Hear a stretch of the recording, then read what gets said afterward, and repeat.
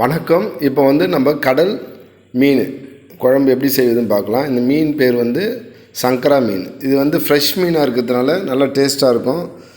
ஆக்சுவலாக சங்கரா மீன் ரொம்ப டேஸ்ட்டாக இருக்கும். மீன் குழம்பு வச்சாலும் நல்லாயிருக்கும், வறுத்தாலும் நல்லாயிருக்கும்.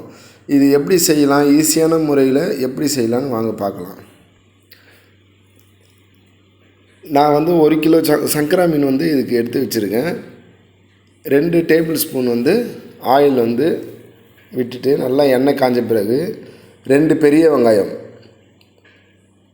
கட் பண்ணி வச்சுருக்கோம், அதை ஆட் பண்ணிவிட்டு கூடவே 2 பெரிய தக்காளி, இதை நம்ம மசாலா மாதிரி ரெடி பண்ணி அரைக்கணும். அதனால் வதக்கிடுறோம். ஏன்னா இதில் இருக்கிற இந்த பச்சை வாசனை கொஞ்சம் வதங்கும் போது டேஸ்ட்டு ரொம்ப நல்லாயிருக்கும். அதனால் கொஞ்சம் வதக்கிட்டு கூடவே 1 டேபிள் ஸ்பூன் இஞ்சியோட வாசனையும் போகிற அளவுக்கு வதக்கணும்.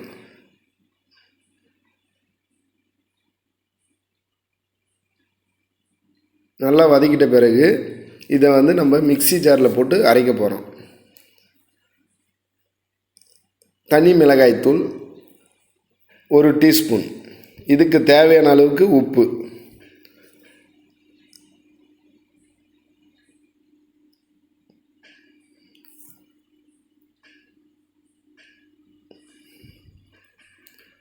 நல்லா வதங்கி வந்துடுச்சுங்களா? நல்லா வதங்கிடுச்சு. இதை சூடு ஆறின பிறகு நம்ம மிக்ஸி ஜாரில் போட்டு அரைக்கணும். சூடாக அரைச்சிங்கன்னா மிக்ஸி அரைக்கும் போது அதுவும் சூடாகும், இதுவும் சூடாகிடும். அதனால் சூடு ஆறின பிறகு இதை அரைக்கணும். பிறகு நம்ம தாளிக்க போகிறோம். 2 ஸ்பூன் ஆயில் விட்டு கூடவே கடுகும் உளுத்தம் பருப்பும் சேர்த்துட்டு எண்ணெய் சூடான பிறகு இதெல்லாம் நம்ம ஆட் பண்ணணும். கூடவே சீரகம் எல்லாம் சிறிதளவு, கூட வெந்தயம். இது நல்லா பொரியும் பொழுது வாசனையாக நல்லாயிருக்கும், வெந்தயமும் நல்ல வாசனையாக இருக்கும். கருவேப்பிலை,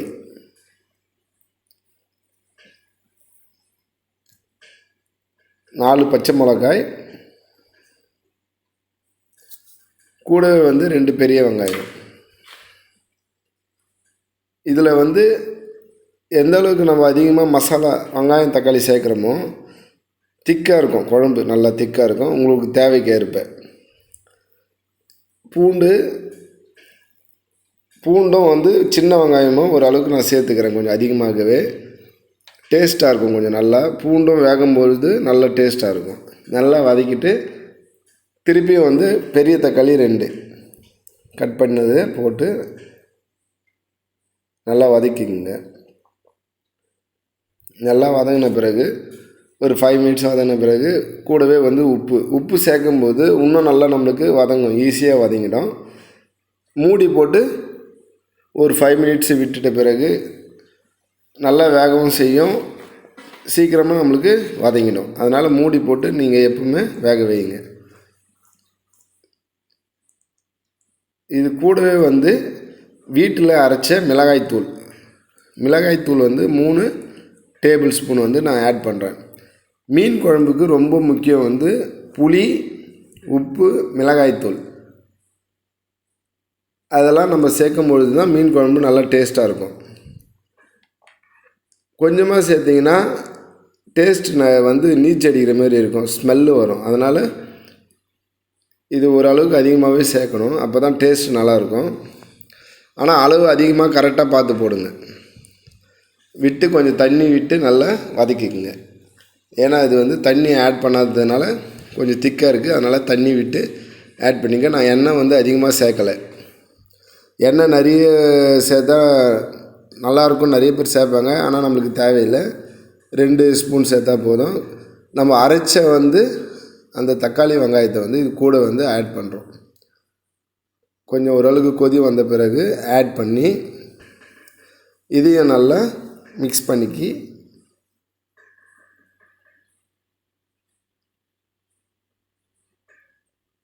பண்ண பிறகு அந்த தக்காளி ஆல்ரெடி நம்ம வதக்கிட்டோம்.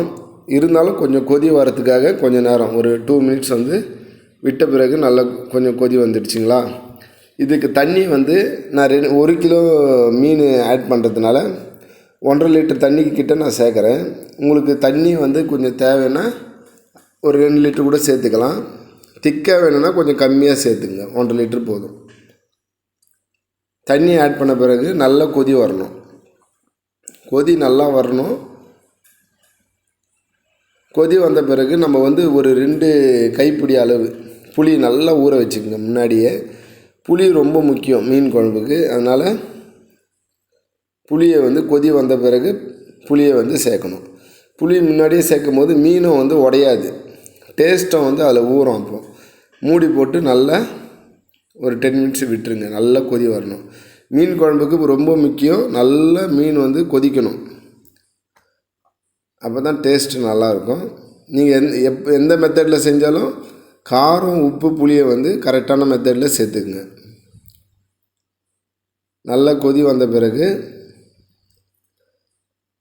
மீன் க்ளீன் பண்ணி நல்லா சுத்தமாக இருக்குது, ஃப்ரெஷ்ஷான மீன். இப்போ வந்து அதை ஆட் பண்ணிங்க. நல்லா கொதி வந்த பிறகு ஆட் பண்ணணும். அதே போல் பாத்திரம் வந்து கொஞ்சம் அகலமான பாத்திரத்தில் நம்ம செய்யும் போது மீன் வந்து உடையாத கிடைக்கும் நம்மளுக்கு. சின்ன பாத்திரம்னா மீன் வந்து உடஞ்சிச்சின்னா முள்ளாக இருக்கும், வெறியும் சாப்பிட நம்மளுக்கு கொஞ்சம் இன்கன்வீனியண்ட்டாக இருக்கும். அதனால் முடிஞ்ச அளவுக்கு அகலமான பாத்திரத்தில் செய்யுங்க.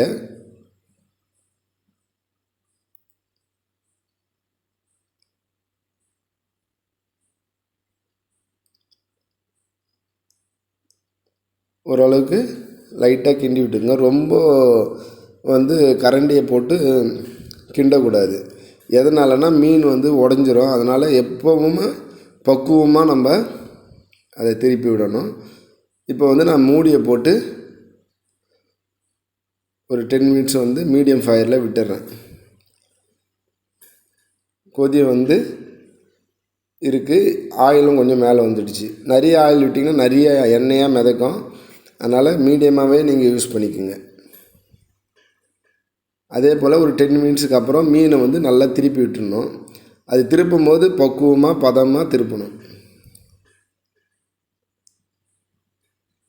திருப்பும் போது தான் மீன் உடையாது. திருப்பியும் ஒரு 10 மினிட்ஸ் வந்து கொதிக்க விட்டுடுறோம் மூடி போட்டு. மீன் குழம்பு எந்த அளவுக்கு கொதிக்குதோ அந்த அளவுக்கு நல்லா டேஸ்ட்டாக இருக்கும். நல்லா கொதி வருது பாருங்கள். மீடியம் ஃபயரில் நல்லா கொதிக்க விட்டுட்டு திருப்பியும் மீனை திருப்பி விடுங்க. ஏன்னா மீன் வந்து திருப்பும் பொழுது தான் அடியில் இருக்கிறது மேலே இருக்கிறதெல்லாம் மிக்ஸ் ஆகும்போது நல்லா உள்ளே வந்து உப்பு காரம் எல்லாம் புளிப்பெல்லாம் டேஸ்ட்டு கரெக்டாக இருக்கும். நான் வந்து ஒரு 40 மினிட்ஸ் வந்து இது நல்லா கொதிக்க விட்டேன். குழம்பு நல்லா டேஸ்ட்டாக இருந்தது, மீன் உடையாமல் வந்தது.